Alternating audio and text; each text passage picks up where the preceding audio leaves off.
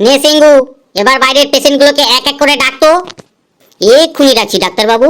বলছি ওদের ডাকার আগে আমার একটা উপকার করবেন। বল, তাড়াতাড়ি বল, কি উপকার করতে হবে তোর?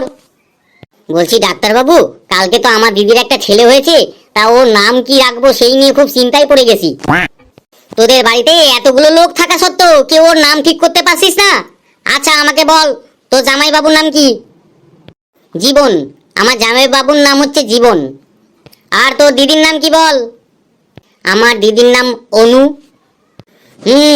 আমাকে একটু ভাবতে দে। তোর জামাইবাবুর নাম হচ্ছে জীবন, আর তোর দিদির নাম হচ্ছে অনু। জীবন অনু, জীবন অনু। এই তো একটা ভালো নাম পেয়ে গেছি। বলুন না ডাক্তারবাবু, তাড়াতাড়ি বলুন, আমি এক্ষুনি দিদিকে ফোন করে জানিয়ে দিই। এই, তোকে নাম বলছি, তার আগে তোকে একটা কথা বলি। তোর ভাগনা হলো, তুই আমাকে মিষ্টি খাওয়ালি না কেন? আসলে ডাক্তারবাবু, বাড়ির সবাই নিয়ে একটাই টেনশনে ছিলাম, কি করে ওর নামটা ঠিক করব, কি নাম রাখবো সেই নিয়ে খুব চিন্তার মধ্যে ছিল। সেই জন্য কাউকে মিষ্টি খাওয়ানো হয়নি। এই নামটা সেটিং হয়ে গেলেই সবাইকে ধরে ধরে মিষ্টি খাইয়ে দেবো ডাক্তারবাবু। শোন, তোকে যেটা বলছি, আজ পর্যন্ত পৃথিবীতে এইরকম নাম কেউ রাখিনি কোনো ছেলের। তোর জামাইবাবুর নাম জীবন, তোর দিদির নাম হচ্ছে অনু, দুটোকে ভালোভাবে মিলিয়ে একটাই নাম আছে, সেটা হলো জীবাণু। এই নামটা খুব সুন্দর, এটা রাখতে পারিস। কি কি কি নাম বললেন ডাক্তারবাবু? জীবাণু? ডাক্তারবাবু, বাইরে অনেক পেশেন্ট দাঁড়িয়ে আছে, এবার আমি পেশেন্টগুলোকে ডেকে নিচ্ছি। লেডিস অ্যান্ড জেন্টলম্যান, দেব অ্যান্ড দেবীগণ, আমাদের ডিসপেন্সারি আজকে স্পেশাল ডেতে যে প্রথম ওই ভাগ্যবান রোগী ভেতরে এই কসাইখানা মানে চেম্বারে যাওয়ার সুবর্ণ সুযোগ পাচ্ছেন, তিনি তাড়াতাড়ি চলে আসুন। ওনার নাম ভেকু তালুকদার। তালুকদার, তাড়াতাড়ি আসুন, তাড়াতাড়ি আসুন, তাড়াতাড়ি আসুন। ডাক্তারবাবু, আমাকে বাঁচান। আসুন, এদিকে আসুন। কি ব্যাপার ভেকু বাবু, আপনি আবার এখানে? আপনাকে যে বলেছিলাম মোবাইল ফোন একটা কিনতে। কিনেছি তো ডাক্তারবাবু, কিনেছি। তাহলে এবার বলুন, সারাদিন যে ঘুমাতেন সেই সমস্যা কি গেছে মোবাইল ফোনটা কিনে? ডাক্তারবাবু, ওই ফোনের চক্করে আমার তো ঘুমই আসছে না। তাহলে তো ঠিকই আছে, আপনি তো সারাদিন ঘুমাতেন, সেই জন্য আপনাকে বলেছিলাম একটা অ্যান্ড্রয়েড ফোন কিনে নিতে, যাতে আপনার ঘুমটা একটু কমে যায়। কিন্তু ডাক্তারবাবু, ওই মোবাইল ফোনের চক্করে 24 ঘন্টাই আমি ঘুমাতে পারছি না। এই কেন কেন ঘুমাতে পারছেন না কেন আপনি? কি বলবো ডাক্তারবাবু, যেদিন থেকেই মোবাইলটা নিয়েছি তারপর থেকেই সমস্যা শুরু হয়েছে। সকালবেলায় উঠেই পায়খানায় যাব তখন মোবাইল, খেতে বসবো তখন মোবাইল, বিছানায় গিয়ে শোবো তখন মোবাইল।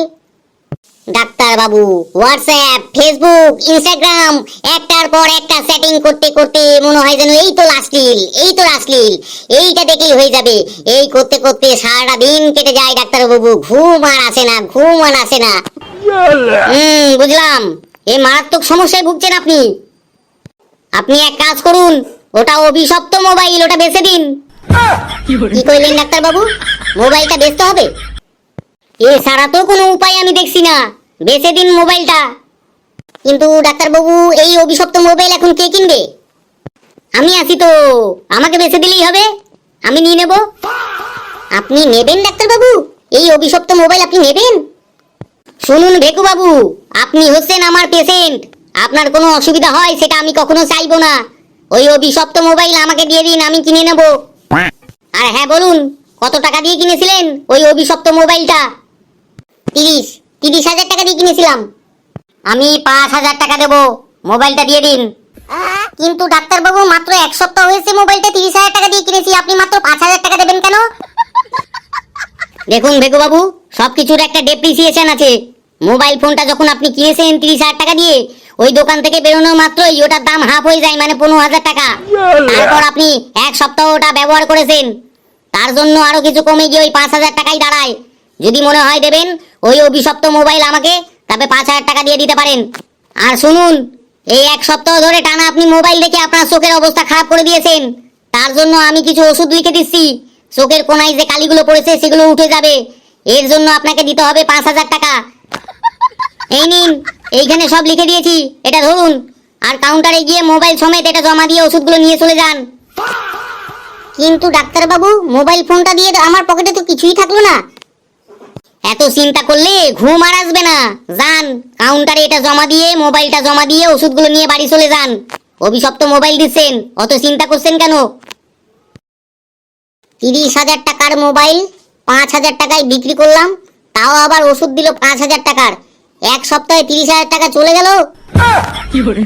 এটা ডাক্তার না কষাই একখানা?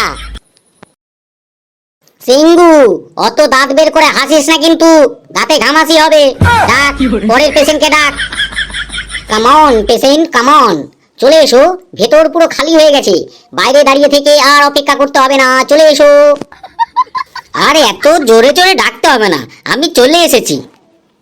খুব ভালো করেছো, যাও সামনে ডাক্তার আছে, চলে যাও, ওনার সাথে কথা বলে নাও। বল, তোর কি হয়েছে? কই ডাক্তার বাবু, আমার তো কিছু হয়নি। তোর যখন কিছুই হয়নি তাহলে ডিসপেন্সারিতে ঢুকেছিস কেন? যা, বেরিয়ে অন্য পেশেন্টকে পাঠিয়ে দে। শুধু শুধু এত রেগে যাচ্ছেন কেন? আপনার সাথে কিছু কথা ছিল ডাক্তার বাবু। আমি পেশেন্ট ছাড়া অন্য কারোর সাথে কথা বলি না, আমার সময় নষ্ট করিস না, আমার সময়ের অনেক দাম আছে, যা ভাগ এখান থেকে। আব্বার এত রেগে যাচ্ছেন? আগে আমার কথাটা শুনুন তো। বল, কি বলবি বল, তাড়াতাড়ি বল। আজকে আমার বাড়িতে সন্ধ্যের সময় একটা প্রোগ্রাম আছে, তাই আপনাদের দুজনকে নেমন্তন্ন করতে এসেছিলাম ডাক্তার বাবু। সন্ধ্যের সময় নেমন্তন্ন? তা আগে বলবি তো। শুনুন ডাক্তার বাবু, আজকে আমার বাড়িতে বিরিয়ানি, চিলি চিকেন, পোলাও, খাসির মাংস, মুরগির মাংস, 3 রকমের মাছ, 6 রকমের মিষ্টি, তার সাথে থাকবে পায়েস, দই, পাঁপড়, আর হচ্ছে গিয়ে ওই আইসক্রিম। বাপ রে বাপ, এত কিছু আইটেম করবি? এ তো শুনে আমার জিভে জল চলে আসছে। কথার মাঝখানে কথা বলা আপনার বাজে অভ্যেসটা এখনো থেকে গেল দেখছি। আগে পুরো কথাটা শুনুন, তারপর তো কথা বলবেন। আচ্ছা ঠিক আছে ঠিক আছে, আমি আর কোনো কথা বলবো না, তাড়াতাড়ি বল, তাড়াতাড়ি বল। শুনুন ডাক্তার বাবু, এই যে বিভিন্ন রকম আইটেমের কথাগুলো বললাম, এইসব খেলে মানুষের শরীরে কি কি রোগ হতে পারে এই নিয়ে একটা আলোচনা সভা হবে আজকে সন্ধ্যের সময়।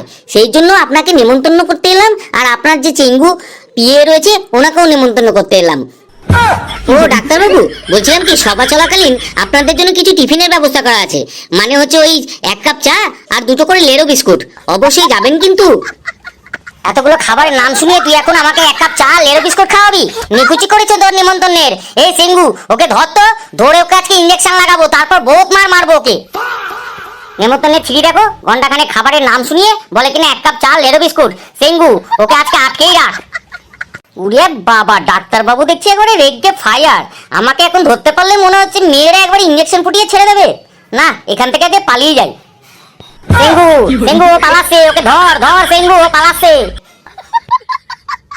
এই যে বন্ধুরা, যাওয়ার আগে একটা কথা বলে যায়, যারা যারা আমাদের ভিডিওটি দেখছেন অবশ্যই লাইক, কমেন্ট আর শেয়ার করে দিও, প্রচুর প্রচুর শেয়ার করো কিন্তু, আর আমাদের সাথে থেকে আমাদের ভিডিওগুলো দেখো দেখো আর হেসো, কারণ হাসলে শরীর সুস্থ থাকে আর মন ভালো থাকে। আর ডাক্তারবাবু আজকে যেভাবে রেগে রয়েছে, আমাকে ধরতে পারলে মেরে একবারে পাইট পাইট করে দেবে।